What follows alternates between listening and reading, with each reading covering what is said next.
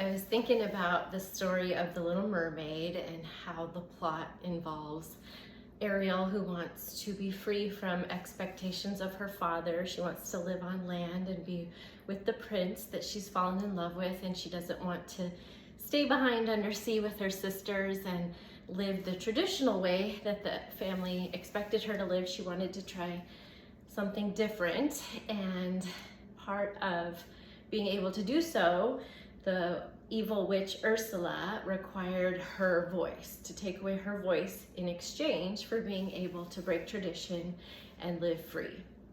And I was thinking about that taking or absence of voice and how that really is relatable when it comes to victims of power and control dynamics, domestic violence dynamics. Taking away the victim's voice is a huge part of that dynamic. Often victims aren't free to have opinions, thoughts. They're avoiding confrontation at all times, so they keep a lot to themselves. They don't freely speak, and they're isolated. They don't have family or friends that they converse with often. They're pretty silenced most of the time. And that works to the advantage of the abuser, because in incidents where perhaps the police might be called in an assault, the victim isn't going to have the confidence to speak up about what's happening because she fears, punishment later on from the abuser, obviously. And two, she doesn't have the terminology. She's been suppressed in her understanding of her own situation. It's going to be hard for her to verbalize, I'm in a dangerous situation, I'm being abused, this is what's happening to me, because she's not been allowed to be in touch with reality or been allowed to be in touch with her emotions.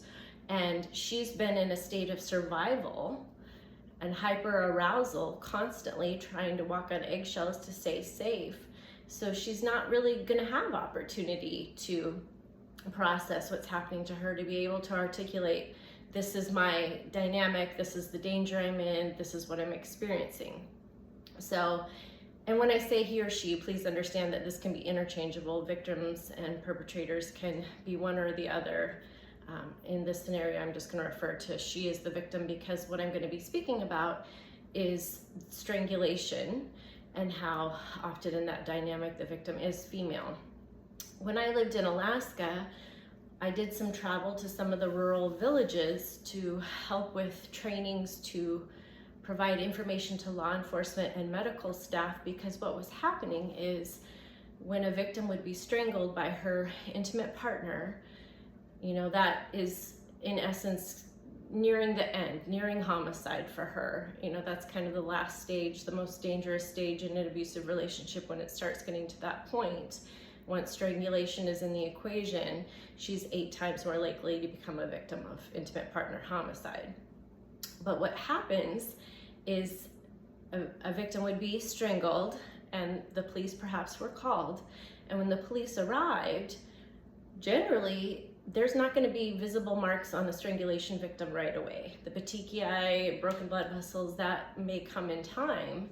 But when the police arrive, what they're going to see is defensive wounds on the perpetrator. If she's grabbed his face and scratched him to protect herself or to try to, gasping for air, get him off of her, he's going to be the one with the visible marks.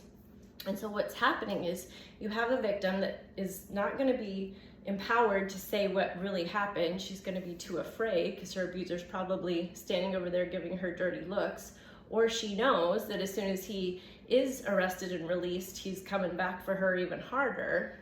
So what would happen is the officers would think that she's the perpetrator, because here the real perpetrator has the marks on him. And so she would be arrested, and now she's got an assault charge, which further empowers her abuser, because now he has switched the narrative. He's the victim, and trust me, he will use that as much as he possibly can.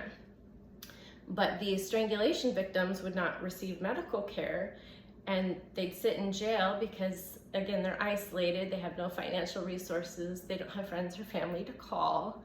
And then 7-10 days later, they would pass away from those strangulation wounds, because there can be delayed death from strangulation. It's not imminent.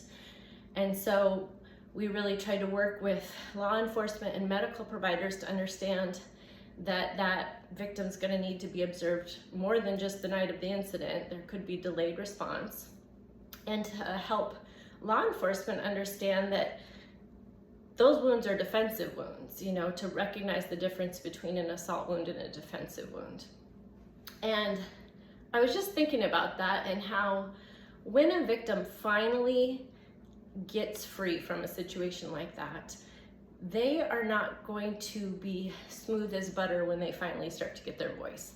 When they start to feel empowered enough to speak out, it's not going to be articulate, and the terminology is not going to be pretty.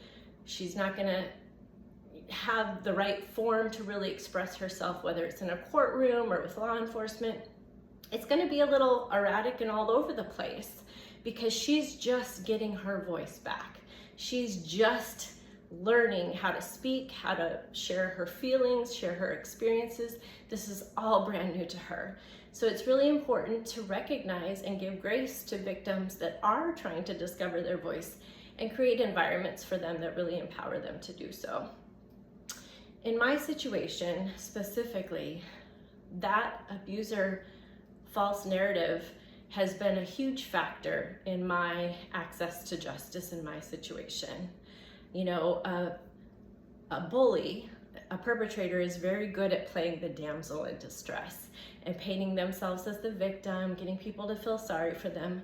Meanwhile, they're the aggressor, they're the perpetrator, they're the one behind the scenes doing a lot of really diabolical things to the victim.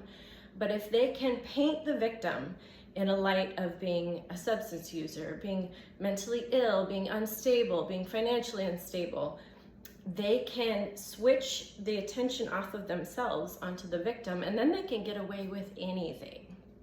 And, it can go even further, where a perpetrator will exploit a victim, create websites, put them on dating apps or OnlyFans or the dark web, and then turn around and say, oh, see, they're promiscuous, they're a prostitute, they're just this horrible person. Or they'll spin things, they'll be the addict, they'll be the substance abuser, but they'll spin their use and put it onto the victim. Projection, projection, projection.